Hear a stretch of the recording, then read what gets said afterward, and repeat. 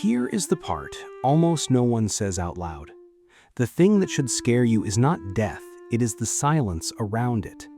Your whole life you will ask the same question, why me? Why here? Why this? And the universe will never once answer. No voice from the sky, no note pinned to any of it.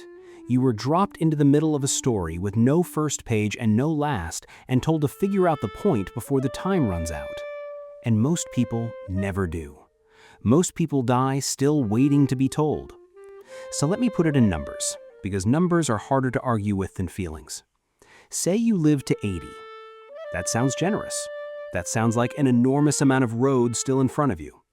80 years is roughly 29,000 days, something close to 700,000 hours. Said that way, it feels endless, almost wasteful, as though there is no possible way to use it all up. And now watch how quickly it disappears. A third of those hours gone to sleep.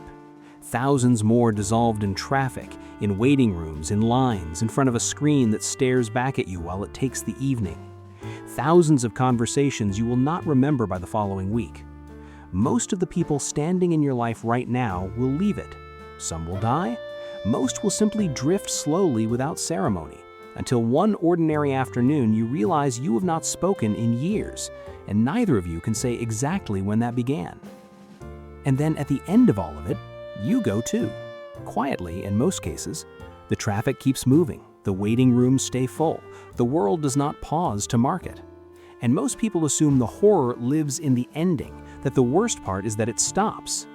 But there was a man who looked directly at all of this and said, no, the ending is not the worst part. The worst part is the silence around it. Nobody hands you a reason. The universe does not explain itself. No voice comes down out of the sky to tell you why you, why here, why this particular body, why this exact stretch of time, why these specific wounds that no one else will carry in quite the same shape. You were set down in the middle of a story with no first page and no last page and expected somehow to work out what it meant. And that man was Albert Camus.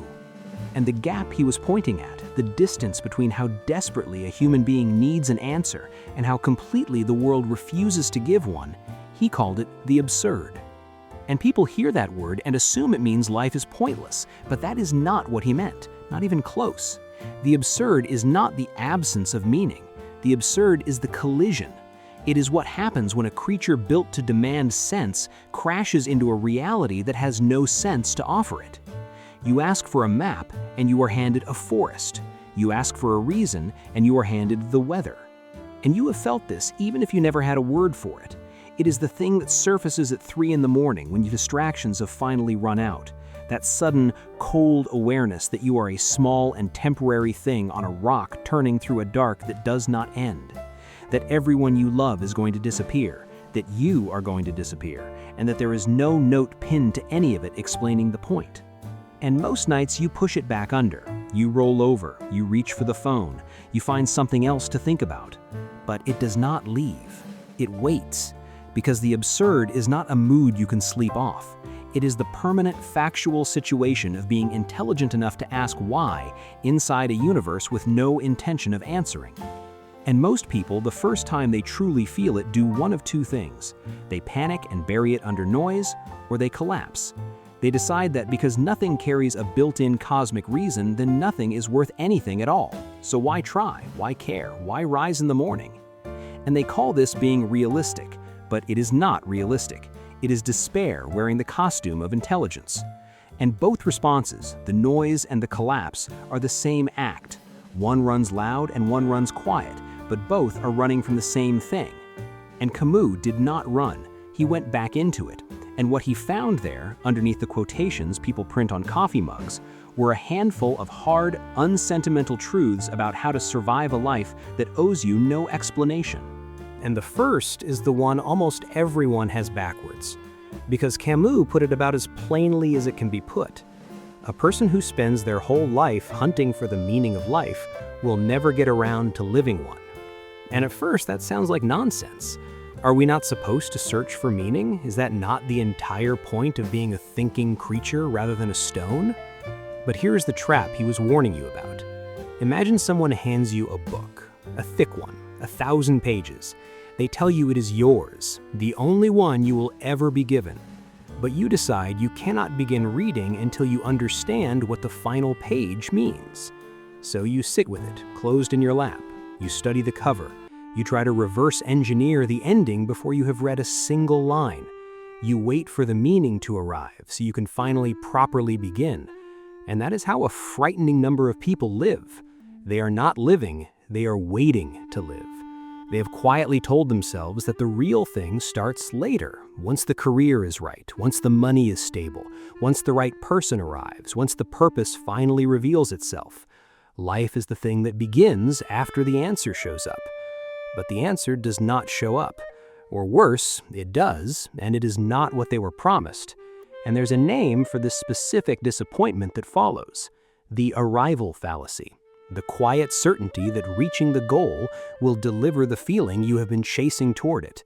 Every year, millions of people climb the exact mountain they swore would fix everything, plant the flag at the summit, and feel a cold drop open in the stomach. The promotion came, the degree came, the house, the number in the account, all of it came, and the meaning did not. And the cruelty is that the waiting is not a single event, it's a habit the mind learns. The person who swears they will start living once they finish school, then swears it again once they land the job, then once the debt clears, then once the children are grown, then once they retire, that person is not moving toward a finish line. They are training themselves day after day that now is never the moment, that the real thing is always one step ahead of wherever the feet happen to be standing. And you can do that for 50 years without noticing. People reach the very end of it still convinced the good part was about to begin just around the next corner, right after this one last thing. And Camus said the human mind and the universe are locked in a permanent argument. We demand clarity, existence offers fog. And the most adult thing a person can understand is this: meaning is not buried out in the world like treasure waiting to be dug up. Meaning is something you build. The way a pile of bricks becomes a house only because someone decides to lay them. You take your choices, your losses, the people you decided to love, the things you decided to care about, and out of those you construct the point of your own life. No one hands you the instructions. And he did not consider that a tragedy. He considered it the only freedom that has ever meant anything. So here's the uncomfortable possibility. The reason your life feels as though it has not started yet may have nothing to do with the answer you are missing. It may be that you are still sitting there staring at the cover, waiting for permission to open the book, and no one is coming to give it to you. The waiting was the wasted part. And the second truth is the one he's most famous for, and the one almost everyone misreads. He wrote about a man named Sisyphus. The story is short. The gods wanted to punish him, and they devised something perfect. They sentenced him to push an enormous boulder up a mountain. Each time he neared the top, the stone rolled back to the bottom, so he would walk down, set his shoulder against it, and begin again. Forever. No finish line, no reward, no moment of being done. Only the rock and the slope and the next rock and the next slope until the end of time. And most people hear that and call it the most hopeless story ever told. But Camus looked at it and wrote one of the strangest sentences in all of philosophy. We must imagine Sisyphus happy. And how can a man condemned to endless, pointless labor be happy? Because Camus was not describing a Greek myth. He was describing you. He was describing your Monday, the commute, the same tasks, the same effort, the same stone that rolls back down every night so that it can be pushed up again tomorrow. And he was trying to break a single belief, the one almost everyone alive is carrying, the belief that happiness lives at the summit, in the moment of arrival, in the win. So look honestly at your wins. A graduation lasts a few hours. You wear the gown, someone takes a photograph, and then you are standing in a parking lot holding a piece of paper. A promotion is announced in a 5-minute meeting. A real victory you might stretch across a weekend if you try. And then the next ordinary Tuesday arrives the way it always does. And there is a quiet, brutal mechanism behind this. You grow used to things, and you grow used to them faster than you would ever believe. The new car becomes the car, the raise becomes the salary, and the salary does not feel like enough either. And there was a study decades ago now that followed people who had won large sums in the lottery and compared them over time with people who had been paralyzed in accidents. And within about a year, the gap between the two groups had largely closed. The winners had drifted back down toward the baseline they started from, and several reported taking less pleasure in small, ordinary things than before, because after the enormous high, nothing modest felt like anything at all. And if happiness lives only at the peak, you're in serious trouble, because the peak lasts minutes and the climb lasts a life. And the climb is most of what there is. The summits are tiny, the slopes are vast. Nearly the whole of your existence is the in-between, the ordinary days, the repeated effort, the quiet attempts no one applauds, the failures no one sees. And when you decide that happiness is a prize waiting at the end, you quietly throw away the only thing you ever actually hold, which is the climbing itself. And here is the turn that makes Sisyphus free instead of doomed. The gods believed they were torturing him. They handed him a task with no reward, certain the pointlessness would crush him. But the moment Sisyphus stops needing the rock to mean something, the moment he stops waiting for a finish line that is never coming and simply gives himself to the pushing, the punishment loses its grip. The gods cannot wound a man who has decided the climb is enough. What they wanted was his hope, because hope for a reward was the thing they could dangle and snatch away forever. He set the hope down and kept the hill. And in the one place they were certain they had trapped him, he was free. And you had the same move available. It is not a comfortable one. It asks you to give up the fantasy that some future arrival will finally justify all the effort, and to find instead whatever there is to find in the ordinary day, the work itself, the people inside it, the act of pushing. Because the ordinary day is not the dull stretch between the good parts. The ordinary day is your life. There is nothing else coming. This is the whole of it. And if you cannot find something to hold inside the act of climbing, you will not discover it waiting at the top. You will arrive, feel the cold drop in your stomach, and start looking around for the next taller mountain. The rock never stops rolling back down. There is always another. The only question that has ever mattered is whether you can stand the climb. And the third truth will feel at first like it is about other people, but stay with it, because by the end it turns and points directly at you. In The Plague, Camus wrote that the evil in the world comes almost always from ignorance, and that sounds wrong. When you picture real evil, you picture cruelty, someone choosing harm and enjoying it, a villain. But Camus did not have the luxury of cartoon villains.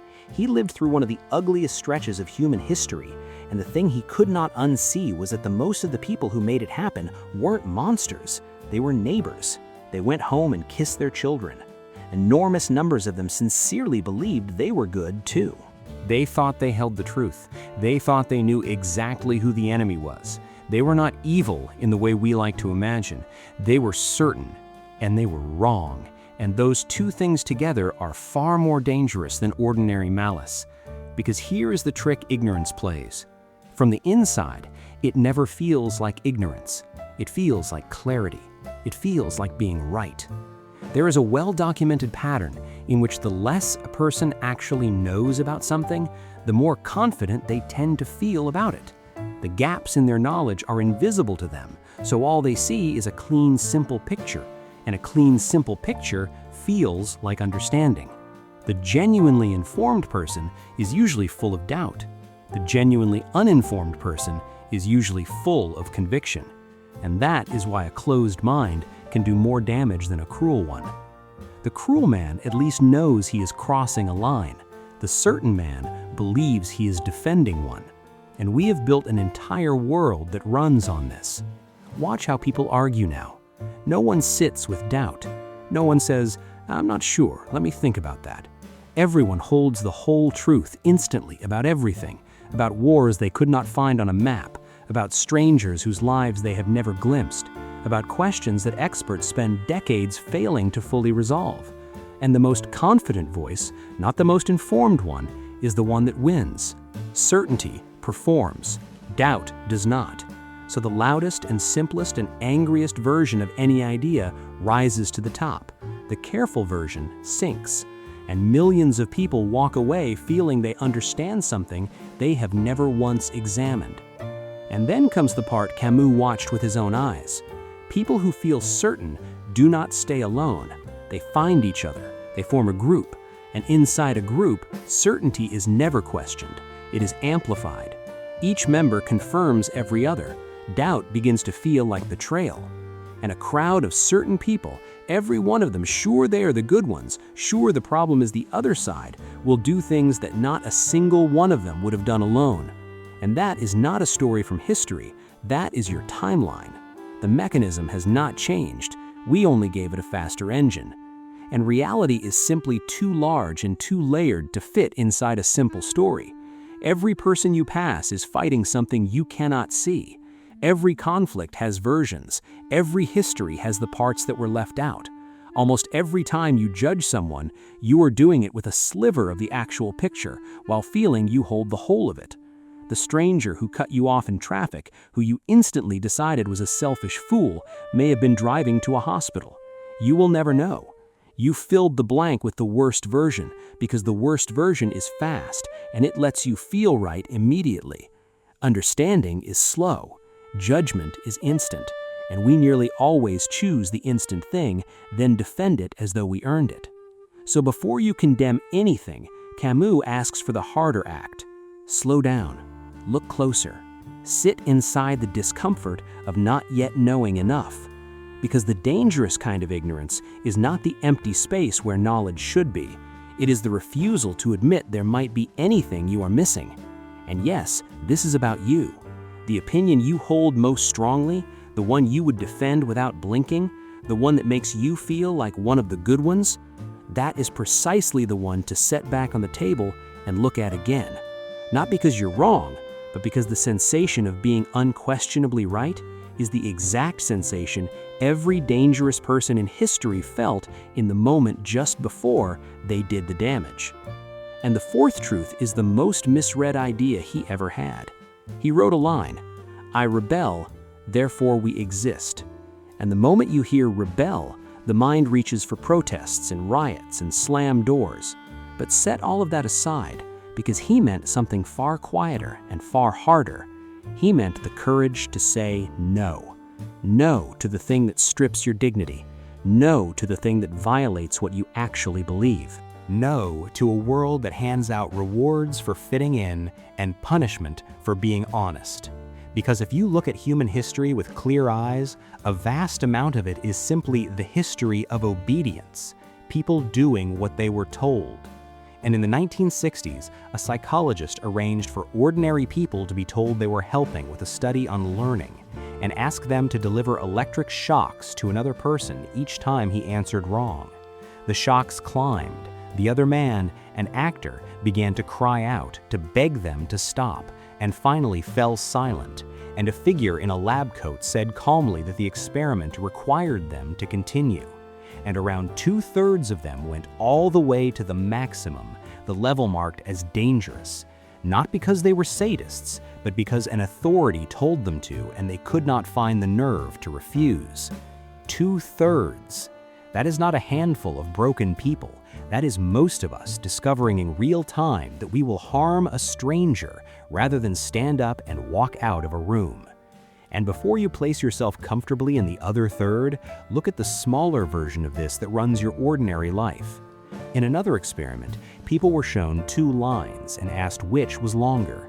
The answer was obvious. A child could give it.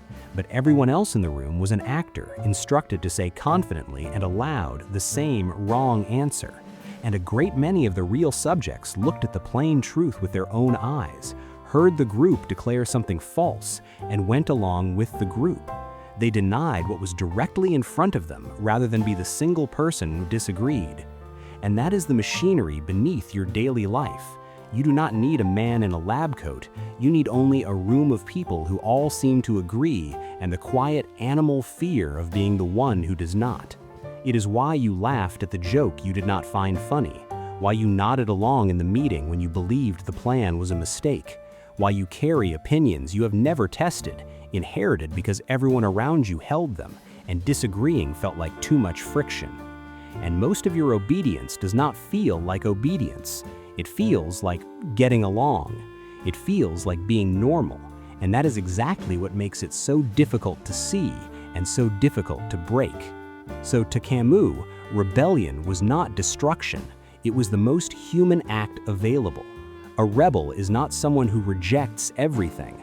A rebel is someone who refuses to live on autopilot, who keeps the ability to think for themselves even when everyone around them has switched theirs off. Because there is a prison far more common than bars, and it is the need to be approved of. Most people spend whole lives trying to fold themselves into a shape that was never built for them, choosing careers to impress people they do not even like, adopting opinions in order to belong, chasing goals handed to them by someone else, never once stopping to ask whether they wanted them. And what that surrender looks like is not dramatic at all. It is a person who, asked why they want the things they want, could not give you a real answer. Why this career? Why this goal? Why this exact picture of a successful life? Pull on any thread of it and there is nothing underneath. No decision they ever actually made, only a script absorbed from parents and teachers and screens, and the people sitting nearby running quietly in the back of the skull, steering a life they never chose to drive. They are not living their life, they are performing someone else's idea of one. And the cruelest part is that they will likely never notice because the performance feels exactly like being normal, and being normal feels safe right until the very end when it is far too late to begin again. So a question, when was the last time you said no and meant it? Not to a stranger, but to the people whose approval you are afraid to lose. And if you cannot remember, you may already be one of the 2/3.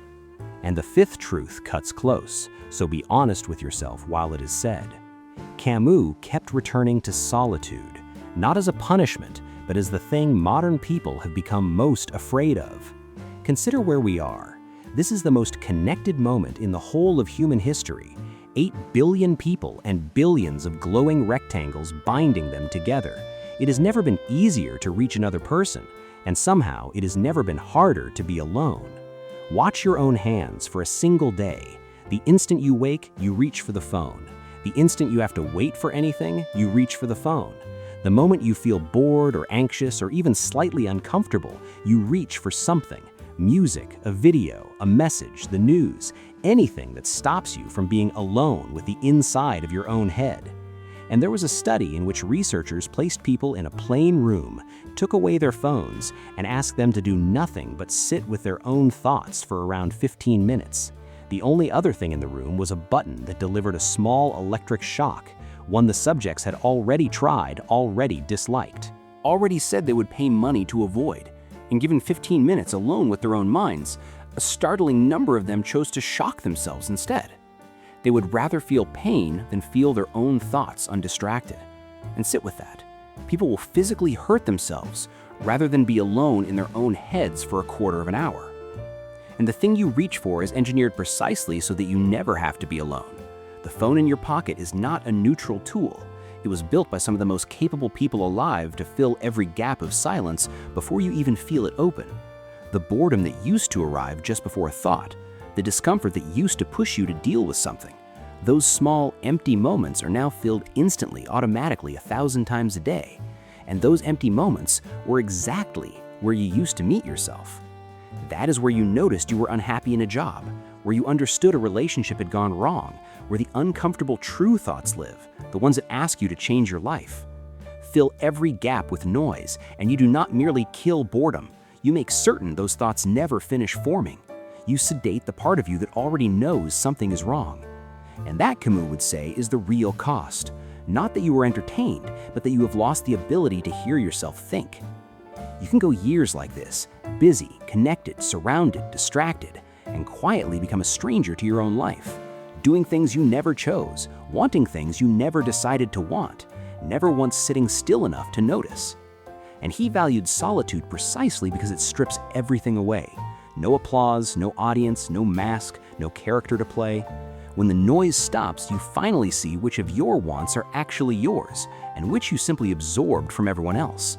And there is a reason nearly every contemplative tradition in history prized isolation. Prophets into deserts, monks up mountains, mystics into caves. They understood what the modern world has forgotten, on purpose. The mind makes the most noise when it is never allowed any silence. And so perhaps that is the real reason people are so frightened of being alone. Not because it is boring, but because when every distraction finally goes quiet, you are left standing in front of the one person you can never walk away from. And in that silence, the questions you have been outrunning finally catch up. Are you happy? Not the version you post, but actually. Is this the life you wanted, or the one that simply happened to you while you were busy? Are the people around you the ones you chose, or the ones who were merely there? Do you even like who you have become? These are not cruel questions. They are the most important ones you will ever ask. And the only place they can be heard is in exactly the silence everyone is so desperate to fill. Which means the distraction was never protecting you from boredom, it was protecting you from the truth. And a truth you refuse to look at does not disappear. It simply runs your life from the shadows, making your choices for you while you stare at a screen and tell yourself you are fine. And the sixth truth sounds gentle and is one of the hardest to actually live. The heart that can bend is the one that never breaks. And when we are young, we tend to believe strength means rigidity, that strong people never change their minds, never back down, never adjust, never admit doubt. We confuse being immovable with being powerful. But look at how the world actually behaves. In a heavy storm, it is the stiff, rigid trees that crack and come down. The flexible ones, the ones that bend low under the wind, are the ones still standing in the morning. And people are no different. A great deal of human suffering does not come from the problem itself. It comes from the refusal to accept that the situation has changed and that you may have to change with it. And there is an engine behind this that runs underneath awareness all day long. The more emotionally invested you are in a belief, the harder your mind works to protect it. You notice the evidence that agrees with you and quietly let slide the evidence that does not. You do not do it on purpose. Most of the time, we would rather defend our pride than face an inconvenient fact. We would rather feel right than be right. And the reason this is so hard is not stupidity. It is that somewhere along the way, your beliefs stopped being things you hold and became part of who you are. The opinion fused with the identity. So now when someone challenges the belief, the mind does not process it as new information. It processes it as an attack, a threat to the self, and defends it the way you would defend your own body. Because at that point, admitting you were wrong no longer feels like correcting a fact. It feels like dying a little. It feels like the last 10 years were a mistake, and almost no one can bear that feeling, so they double down instead. They argue harder, they grow angrier. The more obviously wrong they are, the more fiercely they hold on, because the cost of letting go has become too high to pay. And consider how strange that is. We defend a belief not because it is true, but because we have carried it so long that setting it down would mean admitting we wasted the years spent carrying it. So we keep carrying it and waste more years in order to avoid admitting we wasted the first ones. That is the trap. That is the rigid tree in the wind, certain that staying stiff is what strength looks like, right up to the moment it cracks. And this is not the same as having no principles, no spine, bending whichever way the wind happens to blow. It is the understanding that a life is not a fixed equation you solve once. It is closer to a river than a stone, always shifting its course. And the person who insists on staying exactly the same while everything around them transforms is the one dragged under by the current. Perhaps real strength was never about resisting every change. Perhaps it was the wisdom to know which changes have to be accepted. So here's the splinter under the skin. The belief you are most proud of holding, the one you would never let go of, the one that makes you feel solid. Are you keeping it because it is true, or because letting go of it would mean admitting you were wrong for a very long time? And be careful, that is exactly the kind of tree that snaps. And the seventh truth is where most tellings of this story go soft. They land on love, turn it warm and gentle, and send you off feeling cozy. But that will not happen here, because Camus did not do that, and the truth is harder and better than the comfortable version. Because after staring directly at death, at suffering, at the absurd, at a universe with no built-in meaning, He did not arrive at coldness. He did not land on shrugging it all away. He landed on love, on the idea that nothing worth loving is ever worth giving up. But do not soften what that actually means. In a universe that does not care, love is one of the only things that does not come for free. The galaxies do not love, the mountains do not love, time does not love. Time is working against you. Nature does not love. Nature will recycle your body without a moment's hesitation. Love is not something the universe handed us. It is something we made out of nothing against everything in a place that never asked for it. And that is exactly why it is rare and exactly why it costs so much. And there was a nurse who spent years with people in their final weeks, and she wrote down what they regretted at the end. Almost none of it was about money. None of them wished they had worked more or owned more. The regret that returned over and over was that they had lived the life other people expected of them instead of the one that was true to themselves, and close behind it, that they had not let themselves be closer to the people they loved. And when the distractions are stripped away and the time is nearly gone, the only thing left standing is the connections you built or the ones you were too frightened to build. And Camus thought loving someone was itself a rebellion against the absurd. And here is why, and here is the part that should land like a blow rather than an embrace. To love something is to invest everything in a thing you know for a fact is temporary. Every single person you love is going to be gone. Either they will lose you or you will lose them. There is no third option. There has never been a third option. You will stand at someone's grave or someone will stand at yours. That is the contract. And there is no version of this in which the love does not end in loss. And you do it anyway. And watch what people do once they understand the terms.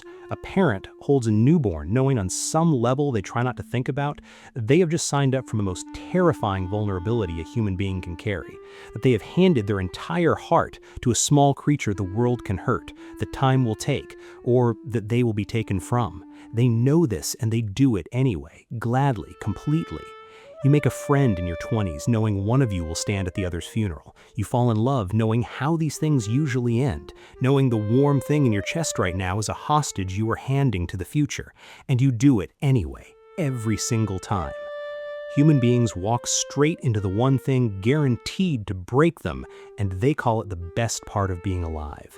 And that is the rebellion, not protest, not shouting. The choice to care about something the universe is going to take on purpose, with no apology, and the refusal to protect yourself by caring less. The coward's move's the easy one, who love nothing too much and you can never lose too much. Stay a little close, a little guarded, a little distant, and the ending will not hurt so badly. And a great many people live exactly like that. They are very safe, and they are already half gone. And love does not ignore how fragile life is. Love does not pretend the ending is not coming. Love looks the ending dead in the eye and reaches out regardless. To love someone in a universe like this one is to say, I know none of this lasts. I know I will lose you or you will lose me, and I am choosing it anyway. And while it lasts, it matters more than the silence. And that is not the soft part of his philosophy, it is the hardest part. It is the part that asks you to stay open inside a world that will absolutely break your heart on purpose every time without exception. So return to where this began. 29,000 days, the hours leaking out while you sat here, the silence that never explains itself, the fact that no voice is ever coming down out of the sky to tell you why. And Camus is not here to fix that. There is no fixing it. Anyone who tells you they have solved the meaning of life is selling the same lie that has been sold for thousands of years. The honest truth is the one nobody prints on a poster. There is no answer waiting at the end of the book. The rock is going to keep rolling back down. You are going to lose the people you love, and the universe is going to stay exactly as quiet as it has always been. But here is what the ones who collapsed into despair could not see. The silence is not the end of the story, it is the beginning of it. The moment you stop waiting for the universe to hand you a reason is the exact moment you are free to build one. You stop being a person waiting for permission to live, and you become the one thing in an indifferent universe that decided, against all of it, to mean something anyway. And that is not comfort. Comfort is for people who still believe someone is coming to save them. This is something harder than comfort, and you can actually stand on it. Camus never promised the ache goes away. He promised something more useful, that you can live a full, fierce, wide-awake life with the ache still in it. that the meaninglessness is not a wall you must knock down before you are allowed to begin. It is the open field you get to build on. The 29,000 days are still leaking. They were leaking the whole time. And the only question that has ever truly mattered is what you are going to do with the ones you have left, now that you finally know that no one is coming to live them for you.